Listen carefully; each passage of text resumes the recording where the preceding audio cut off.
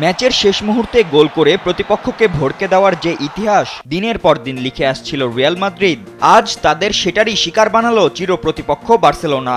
নাটকীয় উত্তেজনা আর একের পর এক পাল্টাপাল্টি আক্রমণ শেষে এল ক্লাসিকো ফাইনালে লস ব্ল্যাঙ্কোসদের ৩-২ ব্যবধানে হারিয়ে কোপা দেল রের শিরোপা ছিনিয়ে নিয়েছে কাতালানরা। রোমাঞ্চ ছড়ানোর জন্য এল ক্লাসিকো এবং কোপা দেল রের ফাইনাল হিসেবে গতরাতের ম্যাচটি যথেষ্ট থাকলেও চিরপ্রতিদ্বন্দ্বীদের লড়াইয়ে বাড়তি কিছু যোগ না হওয়াটা যেন ছিল অকল্পনীয়। আর সেটাই হলো ম্যাচ শুরুর আগ মুহূর্ত থেকেই। শুরুতেই রেফারি নিয়ে নাটকীয়তা, এরপর খেলার আগে দর্শক পুলিশ সংঘর্ষ, এই দুয়ে যেন এল ক্লাসিকোর উত্তেজনা বাড়ে কয়েক গুণ। ওয়ালটন আবারও মিলিয়নিয়ার অফারে ওয়ালটন ফ্রিজ কিনে আপনিও হয়ে যেতে পারেন মিলিয়নিয়ার। শেষমেশ মাঠের লড়াই তো আছেই, ৫ গোল আর লাল কার্ডের ছড়াছড়ির খেলাটি যেন ছিল একেবারে পয়সা উসুল ম্যাচ।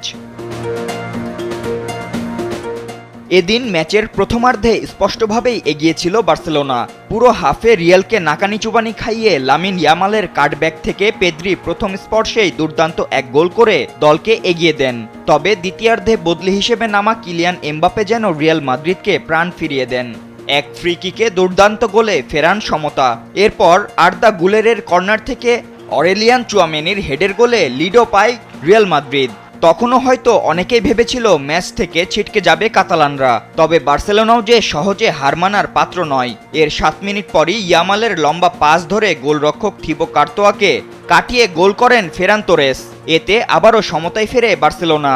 পরে অনেকে ধরেই নিয়েছিল শেষমেশ টাইব্রেকারেই যেতে চলেছে ম্যাচটি, কিন্তু অতিরিক্ত সময়ে কুন্দে তার মৌসুমের চতুর্থ গোল করে ম্যাচের ভাগ্য নির্ধারণ করে দেন। ১১৬ মিনিটের গোলে শিরোপা জেতে বার্সেলোনা। যদিও ম্যাচের শেষ দিকে উত্তেজনা পৌঁছায় চরমে। ফাউল বিতর্কে রেফারির দিকে তেড়ে আসায় এবং কিছু ছুড়ে মারার অভিযোগে লাল কার্ড দেখেন আন্তোনিও রুডিগার ও লুকাস ভাস্কেজের। আর এই জয়ে শিরোপার ট্রেবল জয়ের স্বপ্নের শোকেসে প্রথম ট্রফিটি রাখল বার্সেলোনা।